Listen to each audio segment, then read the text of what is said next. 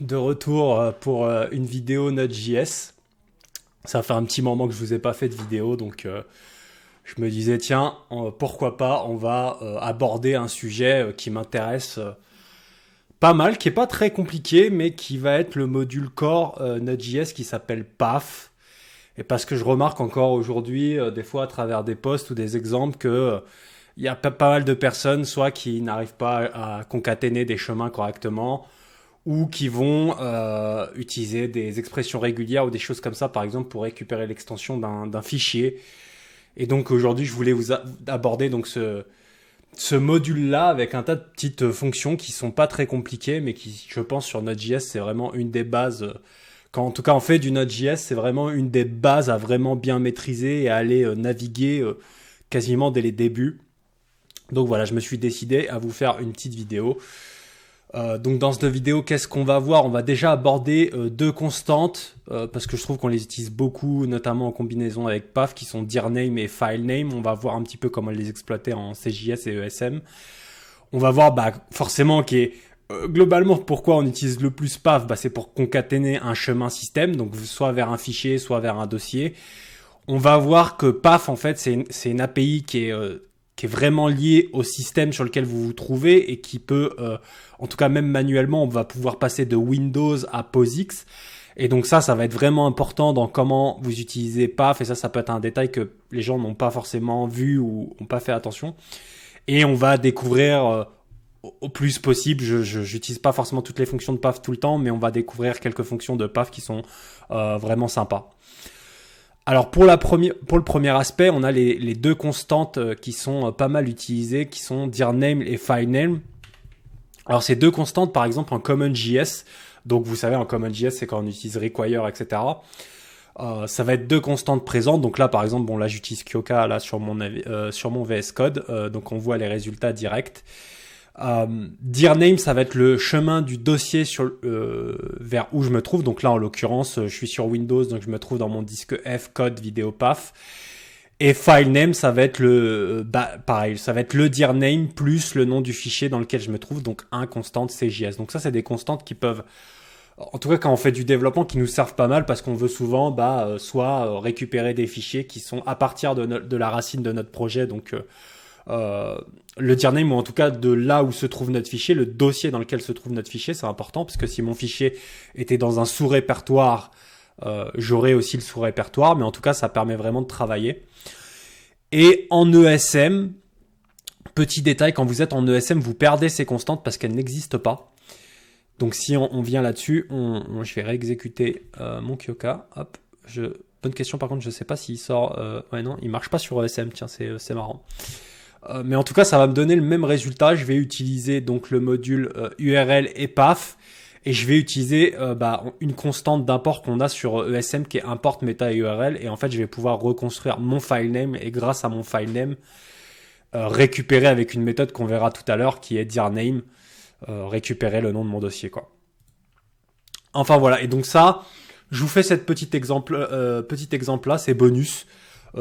Utilisez-le, notamment ceux qui passent sur ESM. Ça peut être un des premiers trucs. Généralement quand on fait la migration, on se dit ah merde, putain, j'ai plus dirName, j'ai plus la constante, comment je fais pour la récupérer?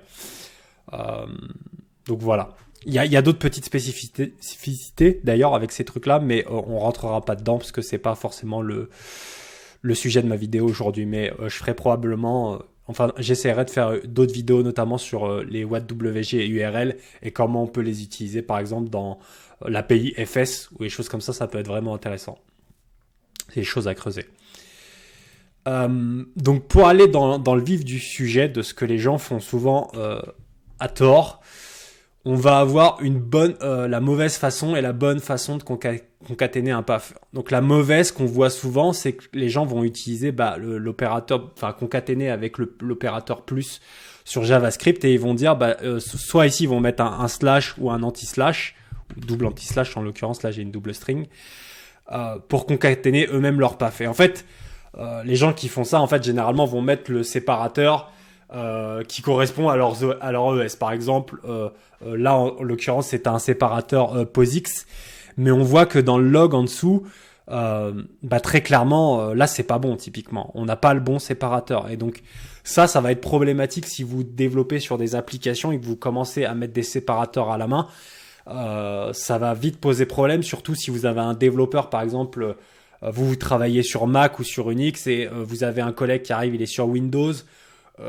Ça peut aussi dépendre si vous êtes sur Windows et que vous renez votre programme dans une CI. Enfin, vous voyez, vous allez avoir un tas de situations où ça va vous poser problème. Et ça, généralement, à travers mes missions, je le croise quasi constamment. Les gars qui ont fait des concats de PAF à la mimine, ce qui fait que leur programme, il est pas portable et ça se retrouve à exploser à un moment ou à un autre, parce que les mecs n'ont pas pensé à la compatibilité à travers les OS.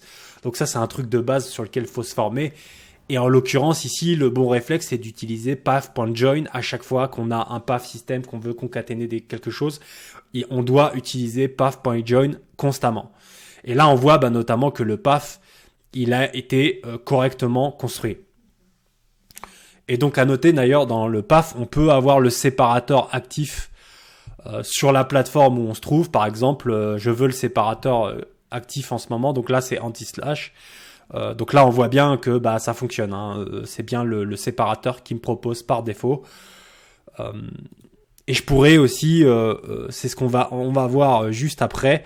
Je pourrais typiquement préciser quel type de séparateur je veux. Et justement, pour faire la transition avec le troisième élément sur lequel je souhaite vous présenter, ça va être cette notion justement sur l'API PAF de pouvoir, sur le module PAF, de pouvoir justement choisir est-ce qu'on souhaite exécuter les méthodes de PAF avec les comportements de Windows ou est-ce qu'on souhaite les exécuter avec un comportement POSIX. Et ça, c'est important parce qu'on voit par exemple typiquement là le join, forcément il va pas concaténer avec le même séparateur. Il va y avoir plein d'autres méthodes où justement aussi il faudra faire attention. Dans la documentation, on va nous dire attention, sur Windows, le comportement il va être plutôt comme ça, alors que sur POSIX, le comportement est plutôt comme ça. En tout cas, on va avoir des différences par OS et donc ça, c'est des choses sur les... En tout cas, en temps normal, pour beaucoup de méthodes PAF, on fait pas forcément attention. Et on s'y intéresse pas forcément tout le temps, mais c'est quelque chose qu'on peut être amené à affronter, notamment moi, à travers dans des CI, des machins pour forcer des choses.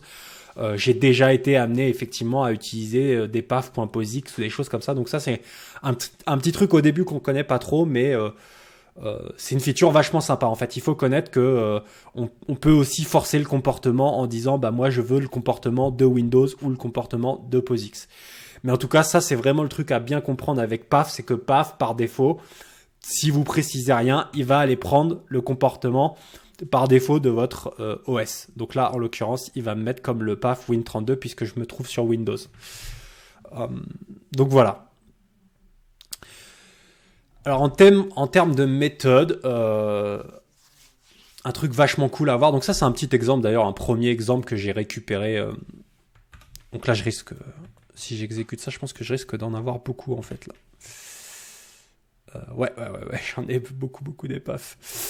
Mais on a ce fameux truc de PAF délimiter. Donc ça, c'est notamment pour vos... comme les environnements ici sur Windows, elles sont séparées par... qu'est-ce qu'il nous dit déjà? Je crois que c'est un point virgule sur Windows et 2 petits points sur POSIX. Donc voilà, dans PAF aussi, vous avez, c'est comme le séparateur, vous avez tout un tas d'éléments aussi qui peuvent être spécifiques à la création de chemin, comme le PAF. Donc ça, c'est un exemple que je trouvais vraiment sympa dans la doc Node.js. Mais bon, moi-même, je le fais pas tout le temps, donc c'est pas forcément non plus le truc le plus utile. Un truc qui est vachement utile et que je vois les gens réimplémenter avec des expressions régulières très régulièrement, ça va être path xtname. Par exemple, donc je lui passe le fichier qui est ici, qui est un hello.txt. Et là, on voit qu'il me propose en extension .txt. Et ça, je vois les gens redévelopper des expressions, faire des points split de points. Mais en fait, ça marche pas correctement parce qu'en fonction de... Enfin, vous pouvez avoir tout un tas de cas avec des multiples extensions, etc. Et donc là, en l'occurrence, Node.js vous retournera la bonne extension. Et donc ça, xtname, vachement cool. Et ça, je vois beaucoup de gens ne pas l'utiliser alors qu'ils l'ont sous la main. N'hésitez pas, si vous faites du Node, xtname, c'est vraiment la vie. Après, on va avoir basename.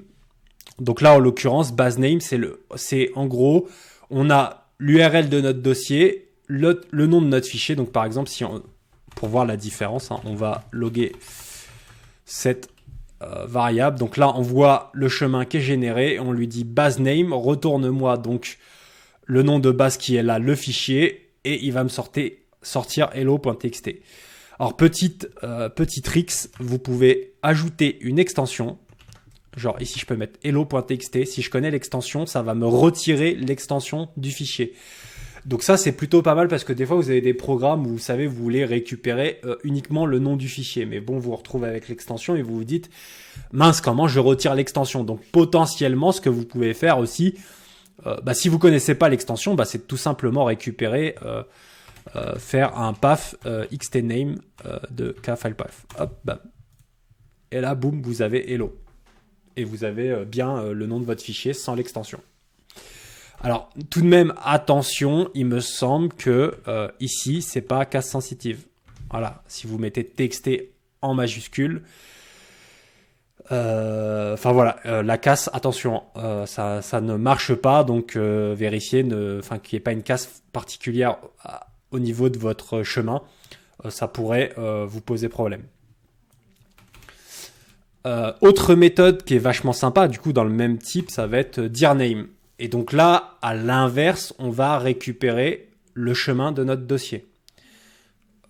Donc voilà, il n'y a pas forcément grand chose d'autre à dire sur cette méthode, mais ça, c'est des méthodes, typiquement quand vous faites des opérations sur un système, ça vous est vraiment utile quand vous passez à travers plusieurs dossiers, etc. Typiquement, si je fais une vidéo sur le file system, c'est des choses qu'on est amené, dans certains cas, à faire énormément, des dirname, des base name, voilà, et d'autres méthodes que je vais vous montrer là. Un truc qu'on peut faire aussi, c'est, il me semble, parse. Voilà, vous avez parse. Bon là, l'objet il retourne pas la ligne, c'est un peu dommage. Mais parse va vous retourner en fait le chemin système avec toutes les informations. Donc là, il va nous dire le root c'est f de double slash, donc la racine de mon disque, le directory, le base, l'xt, l'extension et le name. Donc vous voyez là, typiquement, si on voulait récupérer toutes ces informations plutôt que faire tout un tas de méthodes par nous-mêmes, on va utiliser parse qui va nous retourner toutes les informations d'un coup, tout simplement. Autre méthode qui peut être vraiment sympa et qui peut servir aussi dans quelques codes plus rares, mais ça va être path relatif. Donc là, par exemple, on peut lui prendre ici un chemin absolu et on va juste simplement faire anti-slash foo anti-slash bar. Et donc là, typiquement, le chemin relatif entre ce chemin-là et celui-ci, en fait, c'est foo anti-slash bar. Mais typiquement, si on faisait deux petits points, là, vous voyez aussi, c'est pareil, ça va s'adapter. Là, si j'enlève ce chemin-là, boum, vous voyez, ça va me refaire le relatif correctement. Donc, il va bien remonter deux fois et aller dans bar, comparé à le chemin absolu qui est dans VideoPath. Donc ça aussi, c'est des méthodes vachement utiles quand vous avez des outils, que vous avez différents fichiers à différentes destinations et que vous voulez donc avoir des chemins relatifs. C'est un peu plus rare. Enfin, ça, en général, quand vous faites du Node, ça va être vraiment si vous faites des interactions sur votre système que vous allez avoir besoin de ce type d'API. Alors, après, en termes de méthode, on va avoir aussi un truc qu'on peut utiliser qui est path is absolute. Par exemple, mon chemin absolu, est-ce qu'il est absolu? Oui, évidemment, puisqu'il commence de la racine. Mais typiquement, on le retaperait comme ça. Est-ce qu'il est absolu? Non, il n'est plus absolu. Il ne débarque pas de la racine de mon disque, donc il n'est pas absolu. Donc ça, c'est une petite méthode de base, mais voilà, qui est aussi bien cool. Donc là, au sujet de path, je vais vous le montrer là tout de suite. N'hésitez pas à regarder la documentation Node.js. Donc vous voyez, je vous en ai montré déjà quelques-unes. il y en a quelques à titre personnel que j'ai moi-même pas du tout utilisé, donc je me suis pas spécialement intéressé, mais vous voyez, je vous ai montré globalement. On a une méthode format aussi, mais pareil, j'ai jamais utilisé, qui permet de formater un chemin pour vous avec tous les composants. Donc ça peut être éventuellement bien si vous avez en fait les trois séparés. Mais généralement c'est pas forcément le cas, donc j'en ai pas trop eu besoin encore jusqu'à aujourd'hui. Mais voilà, ça peut être complètement utile.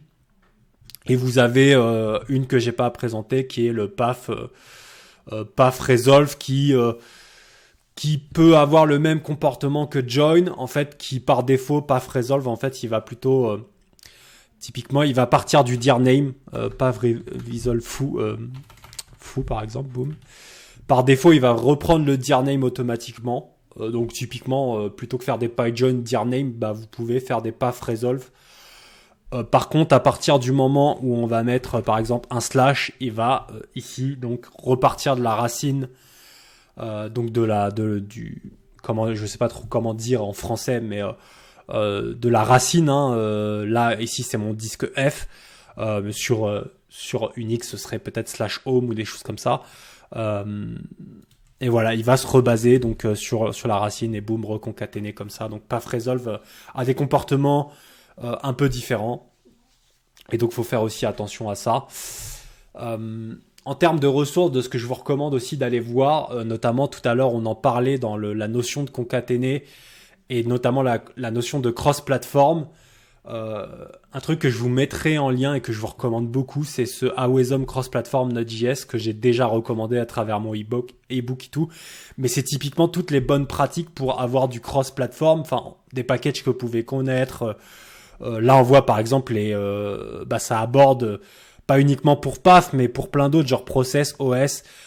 Quelles sont les bonnes ressources à utiliser pour faire des programmes cross-platform. Et vous avez vraiment beaucoup de choses, que ce soit dans les packages, vous voyez, qu'on peut utiliser pour savoir est-ce que c'est le bon système, pour les variables cross-env, qui est plutôt bien connu pour exécuter les commandes sur les cross-environnement, et tout un tas de trucs comme ça que vous pouvez utiliser.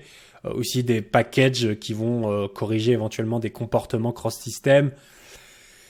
Tout un tas de choses, vraiment ça peut vous donner des infos vraiment sympas, et ça c'est toujours cool à aller naviguer, surtout si vous voulez en tant que développeur, si vous êtes développeur Node.js et que vous voulez vraiment essayer de faire des programmes cross-platform, ce que je vous recommande. Moi je travaille par exemple dans une grande équipe et ça peut être vraiment moi en tout cas à travers toutes mes missions, ça a toujours été un truc qui m'a pris la tête de rentrer dans une mission et que les gars ils aient pas du tout pris les quelques minutes nécessaires pour faire en sorte que leur programme soit cross-platform. Je lance le programme, il crash. C'est vraiment frustrant. Donc ça, pour moi, tout bon développeur Node.js fait par défaut des programmes qui est cross-platform. Node.js, c'est fait pour ça. Donc ne travaillez pas vos programmes pour qu'ils soient dépendants d'une plateforme. Ça n'a pas, en 2022, ça n'a pas de sens. C'est quelque chose, c'est vraiment une erreur de débutant. Donc n'hésitez pas à aller voir tout ça. Je pense que ça va vous intéresser. Et voilà, j'espère que vous aurez aimé cette vidéo de reprise. Je vais en refaire d'autres. J'ai des idées de faire des vidéos, notamment sur d'autres core modules. Je pense notamment à AsyncHooks, je pense qu'il n'est pas très bien connu, avec des choses qui ont été faites par Vladimir. Donc voilà, j'ai bien envie de vous montrer ça parce qu'il y a des choses assez cool. Mais je pense que je vais probablement faire d'autres vidéos sur d'autres modules. Et notamment sur la sécurité prochainement. Donc voilà, merci d'avoir regardé cette vidéo. Ciao!